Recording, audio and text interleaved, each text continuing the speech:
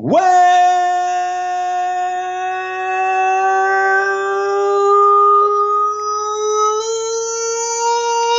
to Into the Night, a Moonlight podcast with your hosts, Ray and Connor.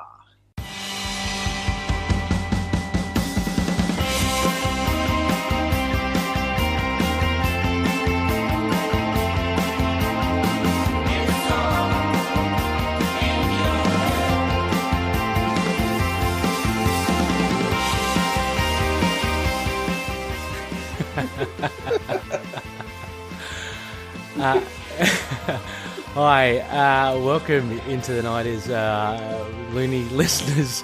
That you heard was our special guest. Welcome everyone. I'm going to keep that in the show, Wayne, of course, definitely for this one and for other ones. Welcome. This is our episode 95 and we are joined, as you heard, by our very special guest, Wayne from Courtside Podcast.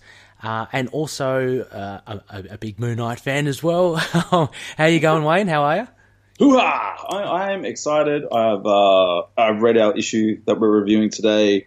Long-time listeners, I suppose, will know me from earlier shows. And it's good to be on. Yeah, it's been a while.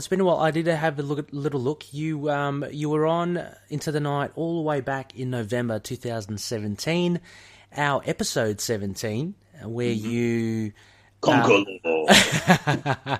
you made Conquerlord your own, and you provided our bare bones for those comics that we reviewed. They were fun days back then. We had guest narrators, and you took it a step further, Wayne. You supplied a whole produced radio play for both of them. Look, the one thing, if you know me, you'll know that I'm either all in or I just don't give it in, and that's where I roll. So it's like either I'm one extreme or the other. Yeah, certainly. I remember, Wayne, we were just kind of corresponding to kind of coordinate it. You were telling me I'm up till 1 or 2 or something in the morning. I just got to edit it properly, and I'm not happy with this or that, and I've just got to put that in. I was thinking, wow, what the hell are you doing? Look, it's a little bit, I think, the curse of having kids. I love my kids, don't get me wrong, I love my boys. But it's, by the time you put everyone to bed, make yourself dinner, clean up, and get yourself settled, it's usually pretty late. And I work on a lot of projects and whatnot, so usually I find myself going to bed around 1:30, 2 o'clock in the morning. So it's just I've become a night owl, really. Yeah. So that's where I'm at. That's where my life is right now. Far out. And Wayne is, man, you not only have a podcast, obviously it's awesome. Wayne actually works at my local comic book store, King's Comics, the great King's Comics store. Fantastic. You guys are tireless. We had a little chat the other day about Free Comic Book Day coming up, which is a nightmare for you, I guess, being on the other side of it. But you guys are, man, I can't laud it enough. You guys are fantastic. I mean this sincerely to you, Wayne, and all the staff like Scott. Absolutely brilliant. I look forward to, I don't get there often enough, but I look forward to popping in when I can, like I did that other day, having a chat with you guys. Everyone there's always up for a chat and having a bit of fun. Big shout out to the people over there. Kings, man. I've worked so many different jobs. 10 plus years at Target. Foot Locker for 8. Nike. So very sports orientated background. So this was a really big sea change for me going back into this field. Mm-hmm. So I used to mad when I was younger, but I'll honestly say, and I tell people this all the time. I don't know if they feel like it's a bit of BS, because usually when they ask me, I'm at work, but I hands down, this is the best job I've ever had in my life. Oh man, so I savor it. And the team we have there, it's fantastic, man. Everyone really is it's a small family-owned business. Mm. I think just the way the business is presented, I think a lot of people think we're, a lot bigger than what we are. Mm. But everyone does feel like family there. Well, I mean, you guys certainly carry yourself professionally. There's no doubt about that. And just the amount of work. I mean, you've given me a little peek behind the curtain, so to speak, as to the runnings there, and it does sound like a hell of a lot of work to actually, give us comic fans the stuff that we love and, we look forward to. So it's a really commendable thing. And you still have it with, smiles on your faces, which is fantastic. I mean, you were there the other day. Was it Talia? She was, she was cracking jokes. Scotty's always there. He's always fun to talk to. It really makes it a great experience to come visit the store.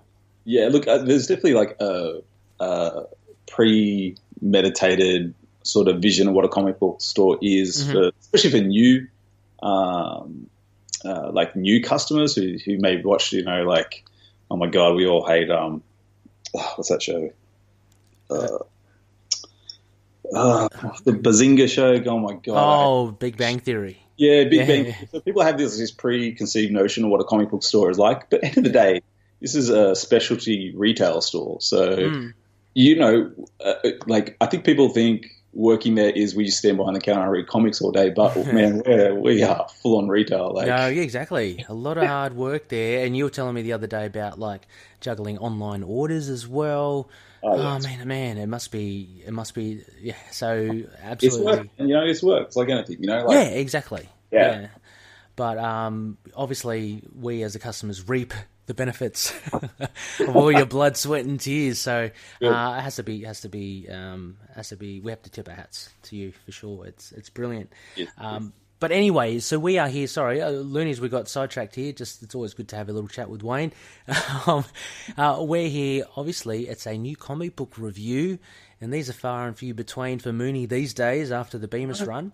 So sad. I know. So we kind of grabbed this with two hands, and we aren't letting go. We're kind of shaking this for all it's worth. We're going to be looking at the Marvel Comics Presents issue 4.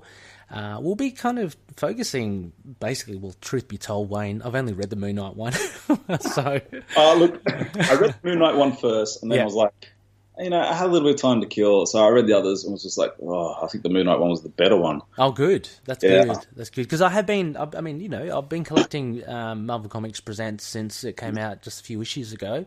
Yeah. The Wolverine one by Charles Soule is okay. I mean, nothing too big, but that's the main one. That seems to be running throughout all of them. Yeah. And I don't even know what the other one is. It's Gibbon, or I think I saw Gibbon in it. It's something to do with Spider-Man. Yeah. So yeah, I'm not. It's trash. Don't worry about it. Is it? Oh, okay. Excellent. All right. I'll take that from Wayne. Okay, any Spidey fans, we apologise, but no, it's fine. So looking forward to. We'll get into the Moon Knight review. Hopefully, well, it's only 10 pages, so hopefully we can really pick apart its merits and whatnot. But yeah, obviously, so we have Wayne with us as well. It's a bit of an impromptu kind of. This is your life, Wayne, I guess. Oh, man. Get to know you. Hey, I'm good for 10 pages of Moon Knight, man. Put me down for that any day of the week. Yeah. Also, as well, apologies in advance. I've just issued the newsletter, which usually comes before this episode, which will drop, in a day's time or so.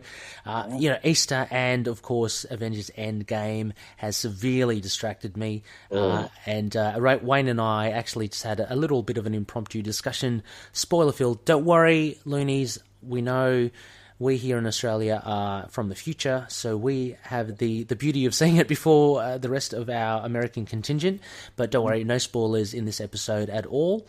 Although I'm thinking, Wayne, I don't know if you'd agree, a little chat before, I might be able to release that as a little, I don't know, a mini episode or something. Yeah, for sure. It's a nice informal chat just between two chaps that love their comics and their movies. Yeah. Sweating it out. Getting ready. So, cool. Might drop that in, who knows. Anyway, what else was I going to ask you about? Well, look, let me just say, before we jump into this 10 pages of Moon Knight, look, I am very unapologetic about reviewing comics. And look, I've been on I've been on the Facebook page for In the Moon Knight podcast, I think since the get-go. So I don't always comment, but I always read everything. Yes. But I make no apologies for my review because I hold the standard for Moon Knight writing quite high, and I think I was very much spoiled very early on because my big jump in was the Lemire Smallwood run. Yes. So, and like, even for me, like that book alone is the kind of standard I hold Marvel to, because that's the potential, right? Like, it's the potential of every book they could possibly put out. So when they don't hit that level or close to, or they're not doing something original, look, my reviews are a little bit harsh. So no, look, we embrace that. We welcome that, Wayne. It's always good to have fresh eyes and honest opinions as well. There's nothing wrong with that, so we welcome all sorts. So that's great. I mean, I'm looking forward to hearing your comments. We haven't discussed this before, so it's going to be a surprise to know your thoughts. So as mentioned, it's Marvel Comics. Let's get straight into it.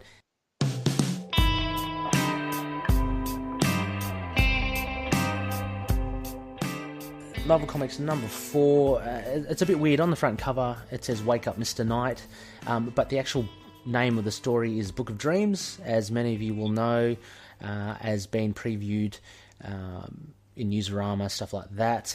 Written by Benjamin PERCY and drawn by JUAN FERREYRA. So, look, right off the bat, this is going to be a little difficult because it's only 10 pages. So what can you fit in such a short story? Well, look, my first question to you is, because I really couldn't see anything from, like, when was this made? Do we know what year this was made? Oh, as in the story? The story itself, yeah. Yeah, it has no distinct time. I mean, it's funny, it is good that you mentioned that, because Marvel spotlights particular moments in history, like every decade. That's the thing for this part of it. So I'm assuming this was meant to be potentially in the 70s, maybe? Well, I was going to say, because the era I get after reading just 10 pages is, it feels early 80s, mid 80s. Okay. Yep. Like the style of art that they've gone with, even the writing feels very around that era, but I couldn't actually find like a timestamp on this actual story. So, anyone out there listening, if you find that out, let us know. Yeah, I mean, it is quite conflicting as well, because we do see in the story Mr. Knight, and we do know that he only turned up. He's only a recent iteration of Moon Knight, basically from the Warren Ellis run of 2014, I'd say. So to see Mr. Knight, say, in the early 80s or the 70s or what have you, is a bit weird, because he's really not meant to have developed then. My initial thought was, are these like news stories, and maybe the art direction they've gone with this is to try to tie it in and pay homage to, previous runs? Because there's definitely like a change up in art throughout these 10 pages. Oh, there is, isn't there? Yeah, right. 100%. It changes like 3 times that I can see. Yep. But let's jump into it. Yeah, for sure. So, I guess we're not. I'll try to do a panel by panel, I guess. So the first one opens up basically with Mark just contemplating to himself about, I guess, the powers of night itself. There's a very poetic, description of it. It's inked in shadows and papered with rustling leaves and sweat-soaked sheets. And you have Mark just wandering the streets. It looks like it in his underwear. With a knife in hand, and he gets kind of honked by a car because he's obviously wandering onto the road. So he doesn't know what's happening. And again, this is, I think, meant to be calling back to his, he's crazy. Maybe he loses time, so to speak. He blacks out. He does stuff, and I think that's the idea. Now, it's kind of then furthered on with, I guess, visions of this eye, Wayne. This red eye. A carving, if you will. Yeah. A carving of flesh. Yes, that's right. And it's carved into the foreheads of these, well, I'm assuming all the murder victims, because they only call it this first one. But there are subsequent murders as well. So I guess we're meant to assume or suspect that Mark is doing this, but we know he isn't, because he's our hero, he's our boy. I must admit, on that second page, if I'm going panel by panel, I was a bit confused, because there's an image of Mark holding his head in angst, and I'm like, Wait, does he have a third eye? Is he seeing the future? What's going on here? Further down, and then obviously you see the carvings in the victim's face. Yes. Well, look, I'll jump ahead a little bit. Just, look, off the bat, my overall review is I didn't like it. Mm-hmm. You know, and it sucks because we've had like such good runs recently on Moon Knight in the past, and you know, to have nothing and then to get like you want to save every little Moon Knight now that we can get before we finally get another Moon Knight run. But man, I didn't like the art. I'm familiar with the artist JUAN. If anyone wants to check it, like he does some good stuff. It's just that what's going on in 10 pages here is a bit. I don't know. I just feel like it missed the mark a lot. So if you're into Image, he did a series called I think it was Lazarus. Okay, yeah. But his other one he done, he's really like. I feel like he really thrives with his apocalyptic sort of stuff, and he has a run with Dark Horse called Colder. I don't know if you've heard of that. No. Worth checking out. It's a solid, and I'd recommend if you like his art, especially off this first, 2 pages. I'd say go check out that one. That'd be the one I'd recommend for him. Okay.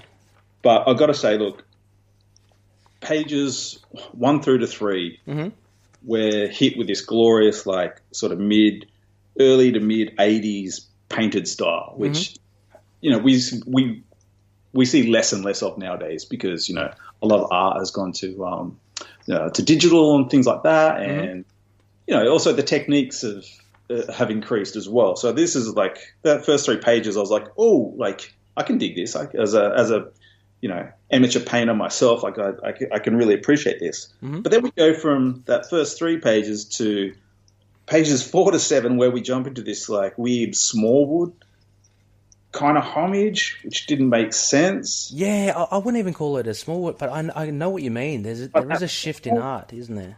Like the height, like obviously I'm jumping ahead a little bit further just because I want to cover the art, but we hit page 8 to 9, which is the spread with probably the highlight of the whole thing. Yes. That felt like it just fell out of Warren Ellis' series, like somewhere. Yes. Yeah. And I was just, what's going? And I look back and I'm like, what's going on with this artwork, man? Where's the consistency? Like, if you've only got 10 pages, I mean, you gotta nail it, right? Yeah.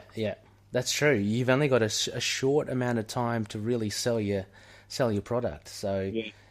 No, I totally see what you mean, and I agree with you in the fact that the first 3 pages, I would have loved the whole issue to be set in that kind of tone, because it is a very distinct tone, as you mentioned. Is it paints, or it's like almost it's like a bit of pastel. Pastels, yeah. Definitely like paint base with pastel over the top or something along that lines. Really nice, and something that you don't often see, as you say, and I think it really did set the mood. It did actually, as you say, change a lot. I didn't pick the Smallwood references for those middle pages. That big feature splash of the fight, you mentioned Warren Ellis. I can see that now. I actually thought this was a little nod to... there's a very early Doug Mensch in the Volume 1 run of Moon Knight, where he actually... It's from a top perspective, where he goes around and he fights... people. I think he fights the Midnight Man like that. So I thought that was what this was, and I found, I mean, again, we're jumping, but I found this. This was by far my favorite 2 pages, because it was a non-linear or non-conventional way to read the panels and the pages. You go from your left, you wind around down to it's like snakes and ladders, right? You wind around to the right and the left, and it was really fun. It gave you a sense of movement. That 2 pages, that splash pages, they do what the story doesn't and keep you engaged. Yeah, absolutely. And there's even this. I like the little cool thing as well. Like Moon Knight gets kind of tangled up in the curtains. And there's even a little slight nod to his caped. Yeah, where he throws the crescent darts. That's great. That's good. That's cool. Look, 10 pages, man. Overall, I didn't like it. But there's definitely like moments you can appreciate as a Moon Knight fan. But I agree with you. There was an inconsistency with the art. Which was slightly detracting. Because you know, we've been blessed with Moon Knight stories where the artists are consciously changed for a reason, you know, because they have different Mark's personalities. We saw that in the Lemire run. There doesn't, which is great. I mean, I can't, upon reading this first, I can't immediately understand why the art changes straight away, you know? That's the thing. It doesn't seem to be, like, that's, thinking about it later on, is why I mentioned, you know, it kind of just, the only justification I can think of it is, A, he got lazy, or B, it was maybe supposed to be, you know, some sort of tip of the hat to previous runs and stuff like that, which, you know, it makes sense. I don't think they pulled that off, but it's just a jagging. I'd love to hear from the other loonies as well if they had the similar thoughts to yourself, because I didn't pick it up, but, you know, you could be spot on, like, with these references to the other things for sure. So, so please drop us a line, loonies, let us know what you think. So anyway, the story is not that complex, if anything. Mark does a bit of research. He tries to find out the symbol of the eye, which he finds is a hieroglyph belonging to the dream demon, known as Ak Nefer, I think, roughly translated to the bodiless. So it seems that there's a professor who's studying this dream demon, and he goes to it says Shady Acres, so I'm assuming it's a retirement nursing home, which is a bit weird here, Wayne, because it's a nursing home. It's just like, but then these wardens come at Mr. Knight with needles and knives, you know. Thank you for bringing that up. Could we just look? I know we dropped ahead a little bit, but I've got to point out it was pretty funny on page 2, down the bottom left-hand corner for those following at home. Mm-hmm. You know, his Batcave, if you will. Oh yes, yeah. Mark's in his Batcave. To his right, he's got all these, you know, Mr. Knight suits, and he's got the masks in the baskets, which I found pretty hilarious. He does. But it's very like, oh man, this is such. He's neat, if anything. Yeah. Yeah. But yeah, okay. Here's another thing, right? Like nothing's really explained in depth, and that's where this loses me immensely, because it's just not fleshed out, the story. So, look, it's hard though, like 10 pages, but yeah. I just feel like if you're doing 10-page and on the editor and you hand me this, I'm saying this needs tightening up. Do you know what I mean? I hand it to you and go back to the drawing board. I mean, I know it's a Marvel's Presents, which is, you know, which I don't know how seriously they're taken as far as, you know, like if anything, you know, you're not breaking new ground in one of these issues. You know what I mean? Like nothing's going to carry over really at the end of the day. But like, there's no instigation for the nurses to attack him. He just gets out of the car and they run at him. I know, and they've got syringes. The nurse is standing there with 2 needles in her hand. Yeah. Like, how long was she standing there in the cold with 2 needles in her hand? Exactly, getting ready to pounce on anyone that kind of comes towards the door. Yeah. And I don't know about else, but you know, the other dude holding a carving knife. Yeah. I mean, the most we have at work is like plastic, like butter knives. Like, where's he? Come on now. And there's even the janitor, who seems to be the person responsible for the slippery floor that Mark slips under Mr. Knight, and he's got the broom or the mop stick. Yeah. Yeah. All I can imagine is that these people are somehow possessed, maybe by the dream demon, but as you say, there's no explanation. So you've got to really connect the dots yourself, and you know, you could be wrong, you know. So there's a lot of stuff that you, the reader, have to assume. I guess, but yeah, that is a bit of a shortcoming there. So, I mean, if I'm looking at this another way, you know, it just looks like Mark's attacking a hospital. Yeah. Well, actually, is that a potential how, you know, other people are meant to see it? Like, because Mark is a crazy dude, right? Maybe you should have wrote this. They should have wrote this the other way around. You know, like from the nurse's point of view, like that would be cool. This moon dude just this vigilante just broke into the hospitals causing havoc, and he's not leaving till he kills a patient. that's intense. Yeah, or you have like a POV, like a point of view from the other person telling the story, how it goes, their point of view, and that would be really cool. Yep. Yeah. I mean, have it from the view, even have it a step further, have it from the view of the patient who he's trying to kill, and you hear all these noises, and there's like, flashes of what's happening, and him trying to, he's scared for his life, and well, actually, this leads to, I guess we're ending towards it. I wanted to talk about the patient, the professor himself.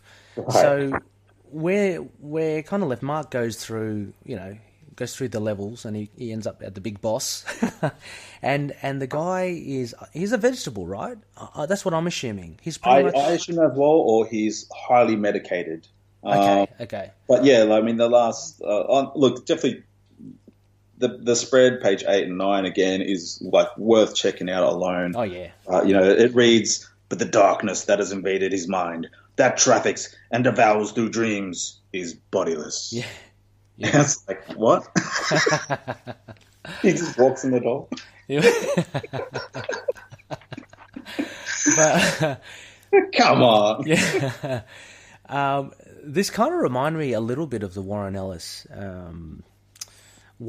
number 4 Sleep, which was basically it was slightly different. It was a corpse under the floorboards that was causing all these dream problems, causing people to lash out. This is very similar, actually, except this guy is either heavily medicated or I think he's like a vegetable. And he seems to be the cause of what I'm assuming is this mad behaviour by people like the wardens, the janitors, the wife. If we can go backtrack a bit here, Wayne, at the title splash page, I'm assuming that's a wife, right? That's referred to on page 3.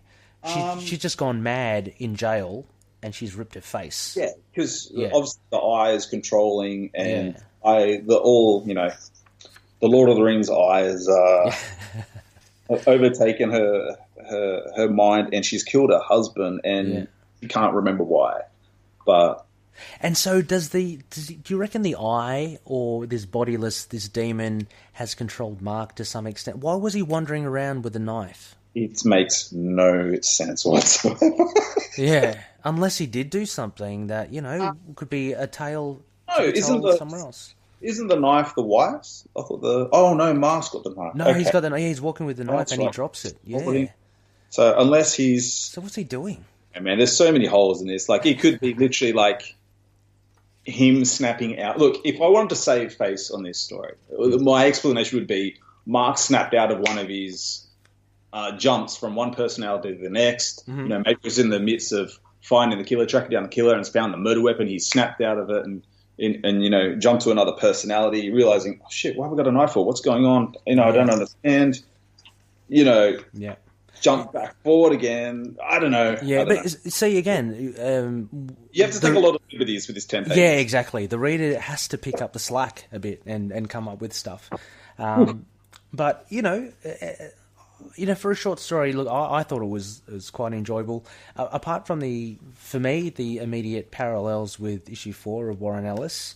Apart from that, I found potentially the Dream Demon to be something interesting. Ak Nefer. I wonder if they're going to, this is a Benjamin Percy story. I wonder if anyone else will pick up on that, because that would be quite interesting to see.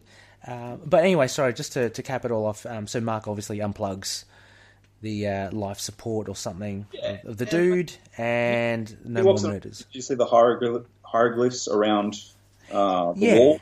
Which is kind of cool. Like, I was like, oh, that's interesting. And the victim's lying there with one eye open, which is the red eye of whatever. I don't know about you, Wayne. That's how I sleep. Yeah, one red eye just open. That's my life right now. But look, they didn't close the story well either. It was very quick. It was just very short. It was like, man, you need like this. Like I said earlier, this is not fleshed out, this story. So it's a hard pill to swallow. Holding this 10 pages, holding weight up against any other Moon Knight, even early Moon Knight stuff is you're just not going to. It's just not going to hold value for you. Look, it's worth a check out for maybe that panel, or just checking that online. Yep. as much as I want you to buy comics, save your money, man. Like, there's nothing in this issue. But I got to admit, I was a bit disappointed with the variants available. Oh, okay. What were the variants? I think there was only a 1 in 50 cover available. Oh yeah, the Sienkiewicz one. That's it. That was it. It's like, oh man, if you're Marvel and you're going to do this, and you're going to put 3 mini 10-page stories into this issue, at least do a variant Moon Knight, a variant Spider-Man, a variant Wolverine. The problem with that, Wayne, is that makes sense, so... It's the Marvel way. Yeah. Well, because I just queried it with Jim at King's as well. I said, look, I've heard about this variant, and it's 1 in 50, right? So they're very hard to get. And apparently King's, you had the one copy, which is fair enough, because I understand it's very hard to qualify for these variants. But yeah, why not have more? I don't know. Some people don't like variants as well. So I'm okay with variants, man. I don't have a problem with it. I don't mind. I don't know about you, but it's not like I want to complete the set and get all the sorts of variants. It's just the cover. If I love the cover, then I'll get it. But obviously, the variant game is very much like the sneaker game, working in shoes and stuff like that, where it's very much like a pair of Jordans, right? So you used to be able to walk into a Foot Locker, for say, on a Saturday and pick up a pair of the latest J's. Yeah, cool. But what happened was, obviously, the demand got quite high for it, but they started flooding the market. So every Saturday became a Jordan release week, which, you're talking about something that then becomes mass-produced, loses quality, and then you have the other half of that is dudes on the side flipping it. I don't have any problem with that either, really. I mean, hustle, do your thing. If that's how you need to make a buck, you make a buck. The bad side to that is when Marvel does something like this, and you have an issue like this which holds no real weight. Yep. Just make the variant 1-for-1. Yeah, exactly. Then comic book stores can order as many as they want or as little as they want, because for us as a store, from a store level, looking at this issue, it's like to get like we aren't ordering 50 copies of this. Yeah. Do you know what I mean? For the store. Yeah. And we're the biggest comic book store, to my knowledge, in Australia. Yeah. We're just not going. It's just not going to sell like that.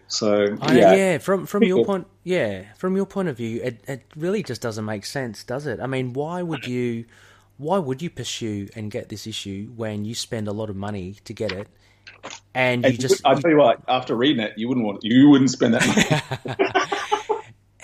But then you just get this one issue. Give you $30 back. Yeah.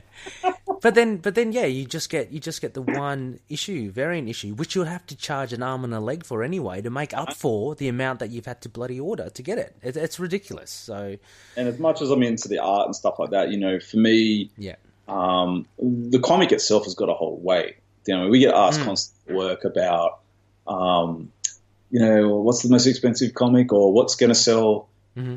What can I resell in 10 years' time and make money back? It's like, mate, if I could tell the future, I wouldn't be working here, for starters. But enjoy comics for comics. Do you know what I mean? Enjoy it because you enjoy the story, you enjoy the character, not because of the resell, man. Come on. Yeah. Incidentally, you just reminded me, customers asking questions. When I was in the other day and we were having a chat, there was that gentleman, I can't remember if he was talking to yourself or to Talia. Yeah. And he said, "Oh, look, I want to take my kids. We're going to see Endgame, and he was after some. He asked you if there were some lollies or something. He said, "Do you have any Avengers confectionery?" Yeah, I thought that was a very sweet question. No pun intended. Some stories. Yeah. And some questions that I've been asked for a battery, drill pieces. Really? I think my highlight, though, in my time there has been a customer that came in, not to actually even ask for anything. He didn't want anything. He just came in and had a bitch about Hobbyco. That's, I think, Hobbyco. And he complained to us that the manager there wouldn't give him a refund on his Ouija board because it didn't work. It was faulty. Excellent. And you could do something about it. How? That's ridiculous.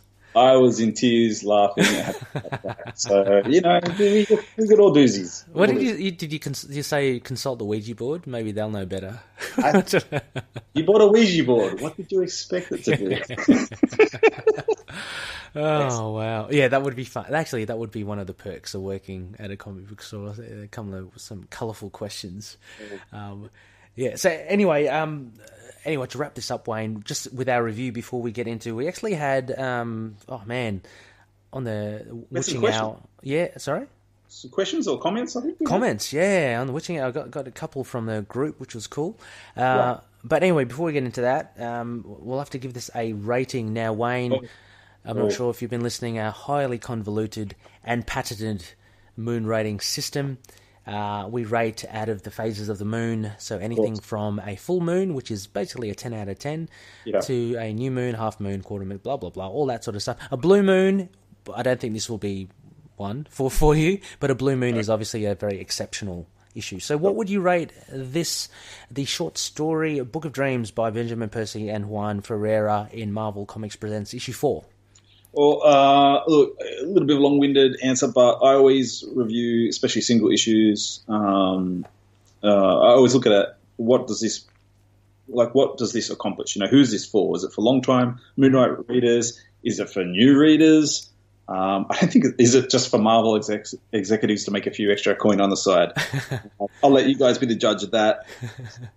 Can it just be? Can I have a new rating? Can it just be a cloudy night where you can't see the moon? Oh, okay, yeah, for sure. It's a cloudy, moonless night. A cloudy, moonless night. Okay, Wayne has raised the bar here. I'll give it the Marvel rating, which would be like a 0.1 issue. 0.1. Okay. None of those sound good. No, it's a 0.1 issue. 0.1. Okay, no worries. So Wayne, a cloudy night, a 0.1. Yeah, no, that's fine. Okay, yeah, cool. Sorry. What's your rating? What do you give it? I'm interested. I'll give it a decent half moon. So that's like a 5 out of 10. You are too generous, sir. Look, no, and I You're rate... too nice a guy. You're too nice a guy. No, Wayne, I rate quite highly stuff. So this is, I rarely give a 5 out of 10. So this is, not terrible, but I guess it's because the shortcomings are its length, which is, so the main things for me were the length, to get anything substantial out of it. It is the art. I would have loved to see in the first 3 pages just carry through the whole thing. That would have been wonderful. Yeah, would have saved a lot. Would have saved a lot. And I couldn't shake the parallels between the Warren Ellis issue 4 run, issue Sleep. But finally, one of the great things was I thought that splash page, what was it, 8 and 9, did you say? Or 7 and 8? 8 and 9. The walking up the stairs, going through the ward. I thought that was really good. So so there you go, Loonies. I'm not going to sure what the average would be. 5.1 divided by 2, it would be 2.55. There you go, 2.55. Not that good, but it's still, look, as Moon Knight fans, still check it out. Yeah, still got to check it out. Have you ever read the story? Look, it's one of my favorite one shots ever. That I've ever. I think it's one of the most complete stories. It's just beautifully written. It's by Neil Gaiman. He did a one shot for Hellblazer many moons ago called "Hold Me." Have you read that? No. Okay, I would highly recommend. Like, even if you're not a Constantine fan, I'm a massive Hellblazer fan, so that holds a lot of weight with me. That story alone, man, and the art on it, it's everything that this should have been. And the way they wrote this, almost kind of felt like they were trying to do something similar along those lines. So I'd say check out the story "Hold Me." It's a fantastic story. But just for a one shot, like for 10 pages, man, you gotta nail that. Mm-hmm. I'll be interested in that. That Hold Me. If you can, maybe just shoot us a short thing, Wayne, and I'll look it up and add it to the show notes. For anyone interested. Yeah, but there we go. So, plenty to think about there, loonies. Now, before we wrap up, as mentioned, we do have a couple of Mooney missives. I do believe I was going to receive some voicemail feedback from some kind people, but unfortunately that has not arrived in time, so we'll feature that on our next episode. We will continue a discussion for this story then. But in the meantime, we have a couple of comments here from our Into the Night Facebook group. This one is from Josh Johnson, one of our favourite loonies, and he says, "It was great. Given only 10 pages, they really make every panel count. This is the kind of Moon Knight story I love. No offence to Bemis, but I think this was the best Moon Knight story since Crazy Runs in the Family ended." No! The art. Hang on. The art is fantastic, and that fight scene. Oh man, and we know which one that was. Yeah. It was like a combination of Ellis's issue 5, which is the one that you mentioned, Wayne, and the big boat fight scene by Burroughs. In issue 192. Yeah, that's true. See that bit? Yeah, one of the best. And seeing Mr. Knight from above work his way through the building like a maze was absolute genius. I do wonder if Mr. Knight unplugging the life support and killing the guy will have repercussions, because I think that guy, his name was Owlsley, and that would mean he's in some way related to the owl, which is what I thought actually when I was reading it. Which makes sense with the cuts and stuff on the eye, around the eye. Oh yeah, certainly does. Almost like an owl's claw. True, like a talon. So yeah, related to owl. I mean, that name's too dumb to be had by anyone else. Fair enough, Josh. I wonder if this could be a setup for a story for a fight between Mooney and the owl. That would be pretty cool. The owl is he's a lot more dangerous than you think. He's not like a pot-bellied kind of accountant. He's a lot more than that. Anyway, I think Marvel needs to give the keys for a Moon Knight run to PERCY and FERREYRA. They did a great job. Well, thank you, Josh. Awesome comments as always. Glad to hear that you enjoyed the story as well. It was a short, tight story, but yeah, definitely can see those references to the other Moon Knight runs for you. Wayne, you were not so keen on the comment, the best since Crazy Runs in the Family ended. Mate, look, Twitter, and look, I just, like I said at the start, at the top of the show, I'm not going to hold my breath. I don't, I'm not going to bite my tongue. I'm a Moon Knight fan, but my standards, I suppose, all bounce off that Lemieux run. Yeah, for sure. No, yeah, absolutely. You're a Jake Lockley. Wayne. Yes. You're ferocious in your reviews. I really. Why do you think they won't let me on serious issues anymore? You've been blacklisted, banned. I really have. Except for you managed to get some comments in, which I wish they would do more episodes, but I can understand. They're busy. Yeah. Tough work. Yeah. And also we just have a little one from Midkind, one of our favourite loonies as well. He just says, I have to pick this up. He's going to comment when he reads it. So cool. Looking forward to that, Midkind. Thank you very much. So I'm sure there are a few coming in, but we will cover those in our next issue. But having said that, a very big thank you, Wayne, for jumping in and for reviewing this. It's been really refreshing actually going through this and your no holds barred take on it. No, I think it's really cool. It's good. It's easy. It's easy. It's easy. Hey, do we have 10? Do you reckon we have 10 still? Could we push it to 10? 10 minutes more? Yeah, sure. Of course. So, because you know what? I should have just asked, but I was like, man, when you guys first started recording, and we, because I think the Lemieux run was, maybe when the show started, maybe the Lemieux run was maybe halfway through. Mm-hmm. Yep. I think it was, but we did start from the beginning though. Yeah, no, 100%. Yeah. You guys did. But I was like, oh man, I wish I was on the show. I wish I was on the show. I just want to very much. So, especially that final. Oh man. Really look, anyone who's read my comments on the Facebook page as well knows I wasn't a massive fan of the run that followed. For me, it felt very Spider-Man-ish. Yeah, yeah. But I must admit, like I read maybe the first. I read the first trade. I definitely read the first trade, but after that, I was a bit like, oh man, this is just killing me, just because of the standard that this had set, and like I said, how high I just hold that run. Yes. But I just want to run a few things by you because I really wanted to ask them back then, but just and then just work when I see you at work, I'm busy. I didn't get a chance to chat, but absolutely. I was just really hoping they'd take like another twist after that Lemire run, because there was definitely things that Marvel could have taken it. Like you got to take a chance sometimes, and not just hand out. Like I think that was the most disappointing because the Lemire run, man, there's so much in it. There's so much twists and turns. For me, it really felt like the first season of Legion. Ah, yes. Watch that. So, like, this real psychedelic sort of, which is, understand not everyone's cup of tea, but if you're reading Moonlight, you got to understand the multiple personalities. So there's an element of that anyway. But, it's like, everyone's watching The Flash, but I'm watching Legion. Like, it's just night and day. Yeah, yeah.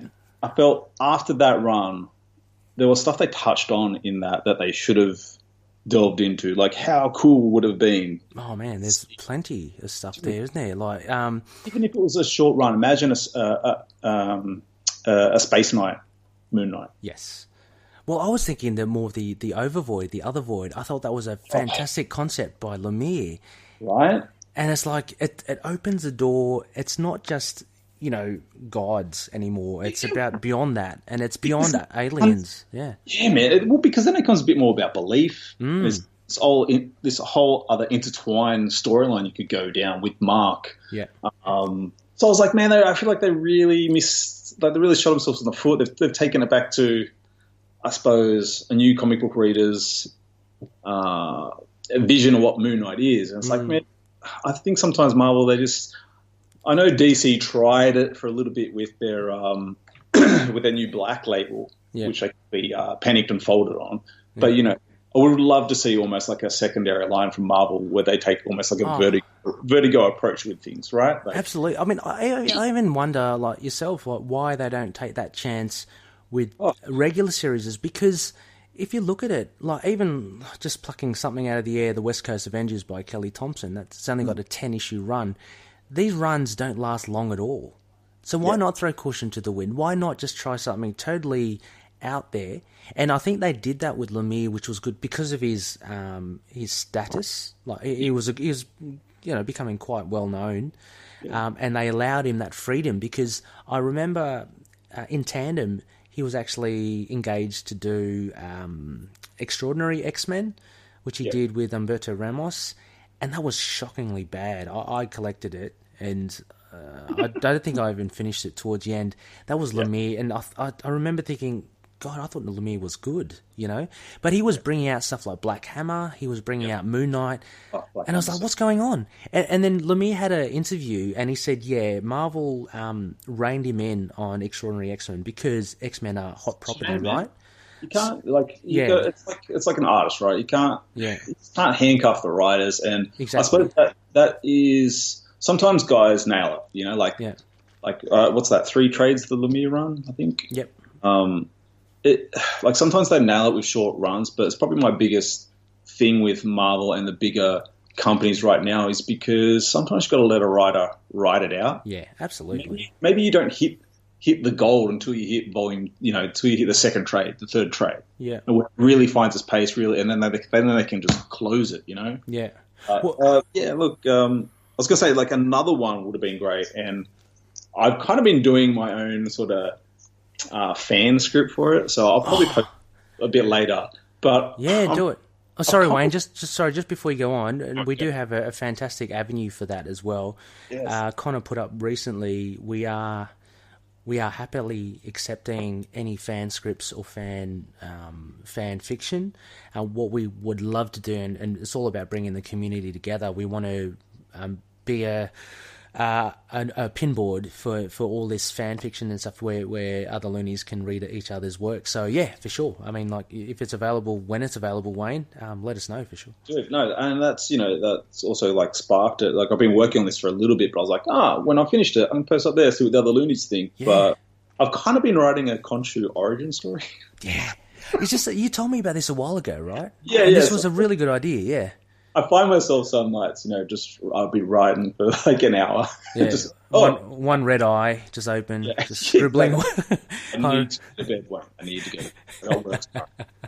So yeah, I was like, I think we got a little taste of it as far as Khonshu and his personality in that Lemire run. Yeah. But it's just like this big. I mean, if anyone has or knows of any, even if it's just like a slight bit Khonshu origin, like, hit me up, let me know about it. I'd love to hear about that.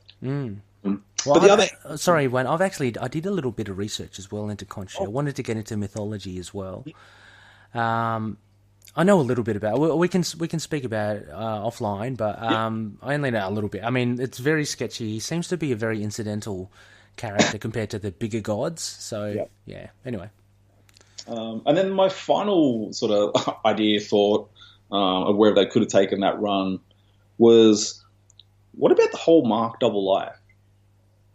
We never really dive into it. I know in the Lemire run, all the personalities kind of came together and started, talking as their one conscience. Yeah. Conscience. But I was like, what about the stuff that predates that? What about the stuff of Mark? Because you could have almost like a Moon Knight love story, which is like a story of, one of his personalities. It's a story of hope, but the other story, intertwined with that is, his second love, which is of despair. It's his other personality, which is like, like shut off and like disappears for days at a time, and like and Mark going through this weird cycle of bouncing from one personality to the other without acknowledging each other. Absolutely, I think actually Bemis touched upon this, and I thought it was a really interesting concept. It was the idea when Dietrich, the daughter of Mark, was discovered to be the child of Jake and Marlene, not Steve or Mark and Marlene. So there was this other life that Jake was living that the other identities had no idea about. And this is what you're kind of explaining, yeah? It's like this double life, or you can actually highlight these different stories that the other identities have no idea what is happening. I think it's fantastic. The kid angle is really good because you could even delve into. And look, you're a new father now. You'll get to find this out as little Finn grows up bigger and bigger. Your child definitely takes on your traits. Yeah. What personality rubs off on the kid? Yeah, that would be cool. That'd be good though, man. Like, make it more about. I think they need to get. Well, that was a little bit. Sorry, Wayne. And again, that was a little bit on issue 200 of Moon Knight, where Dietrich, you see her in an alternate, I think, future. I didn't read that, man. But I felt like they could have fleshed it out a bit more. Absolutely. That's that grain of salt you needed to pull out and go. All right, now what's in this? Oh, absolutely. Yeah, there's so much potential there. But no, absolutely, those three things. I mean, geez, yeah. I mean, this is exactly why I think Moon Knight must continually have series renewed by Marvel. Not only that, they've been blessed with good artists and writers. It seems to be a fun sandbox for creators to be in, but there's just so much to explore. And the Lemire run, if anything, and what we've just mentioned there, Bemis, have opened up a few more things which can just take off. So, like reading early Moon Knight, look, the Conquer Lord issues I covered. Conquer Lord. Shallow. You take them very light. You appreciate them for what they are and for the era they came from, and you read them and you go, look how far comics have come, really. But they need to get back to the heart of the story. I think, when they delved into Moon Knight having these multiple personalities, like, it separated him from the whole Batman argument. Oh, for sure. And they really need to flesh that out more, there is a bigger separation from that comparison. Yeah. And I think they're doing it in the good way, the right direction. I mean, there's so much. I was just listening to, and a bit of a shout out to another podcast, Capes and Lunatics. They had a special on Moon Knight the Bottom, the first six issues by Charlie Houston and Dave Finch. And they, Phil, the host, had a guest there, Diane, and she does the Walking Dead podcast, and they were talking about it. It's the first time that she's read it.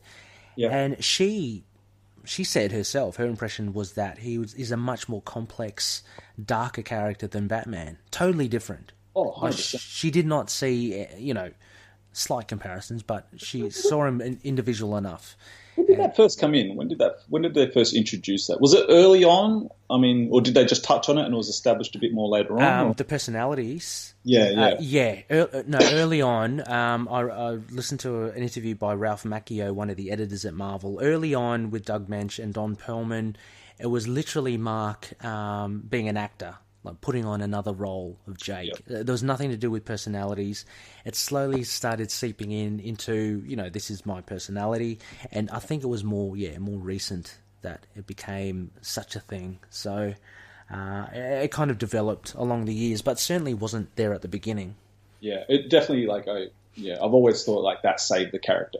That saved Moon Knight from becoming one of those almost laughable Marvel characters you see maybe pop up in someone else's title. It gave him that much more depth. Well, yeah, exactly. Such a point of difference, because other than that, what does he do? He's really like a normal guy, right? He's Daredevil with a white cape. Really? Well, he doesn't even. He's apparently, he's not as agile or whatever, but he's a good fighter. Yeah. Blah blah blah. Well, I suppose he's Batman, right? Batman. Yeah, exactly. Well, that's a trap that he'd fall into. So, very very interesting. Well, Wayne, please do when you do have something fleshed out. Yeah. Hit us up, and we'll definitely share it around and. I promise it'll be better than the comic we reviewed. I promise. Well, I'm very interested to hear the other loonies as well. I mean, Josh really loved it, and that's good. His holy grail. Right on. Yeah. So a big thanks, Wayne, for coming onto the show. It's really good. Awesome always to talk to you and always to drop into Kings. I wish I could do it more often. But yeah, before we go as well, anything you'd like to plug? Courtside's got a few... so if you want to hear more of my zaniness and you enjoy basketball, I do an NBA show called the Courtside Podcast, and you can find us at www.crtsde.podbean.com. There you'll find links to the show, the Facebook page where I am on ranting and raving all week. If you're interested in art, I have an Instagram art account where I'm testing and trying out new things. You might have seen some of my stuff. Yes, posted on the Facebook page as well. Yep. And that's at Buywah, BUYWAH. So definitely. Man, it's been a pleasure on the show, man. I dig it. It's great. Just one other final plug. Wayne, this is the Wayne that did the awesome art to the 50th episode that we did with Conquer Lord giving Moon Knight I don't even know what wrestling move that was. I don't know what, a suplex maybe? A suplex or something. What's wrong with that? So that was Wayne, and also as well, Wayne has sent me awesome Moon Knight drawings as well. I've posted that up on the group as well. So this is the man that does it. Definitely check out his Instagram. Check out Courtside Podcast. It is a funny thing, and especially if you like basketball, very insightful. Loonies, that's it for tonight. Join us next week. I don't have the sheet with me as to what we're doing. I think it might be a trade arc review. I'll have to double check. You can always look up out your window at the moon. We do follow the phases of the moon. We'll be back on track with that. This being a new comic, we've said stuff you Khonshu, so we've just done it despite whatever the phase of the moon is now. As always, you can catch us on itkmoonnight@gmail.com. We have a Facebook page, facebook.com/itkmoonnight, and a group, facebook.com/group/itkmoonnight. Our Twitter handle is, you guessed it, ITK, @itkmoonnight, and Instagram, YouTube, Tumblr. Just check or just search for Into the Night, a Moon Knight podcast. You can find us there. Finally, with iTunes reviews, would be so happy if you could drop us a review. It just allows us to reach other loonies, and also allows us to improve the show and include stuff that you want. We're very receptive to feedback and to doing stuff, changing stuff up. I love kind of keeping things fresh. And as always, we're on all podcast catches. I don't know, whatever one you're listening to now, we're obviously on that. And just think of any of the other ones, we're on that too. Okay, well, as always, it's been great to review this. And as we always say, may Khonshu watch over the denizens of the night. Catch you later. Moon Knight and affiliated characters, stories and events are properties of Marvel Characters Incorporated. Materials used and discussed within the podcast are intended for critique and review purposes only under the fair dealing concept of the current Copyright Act. The views, information or opinions expressed during the podcast are solely those of the individuals involved and do not necessarily represent those of the copyright owners.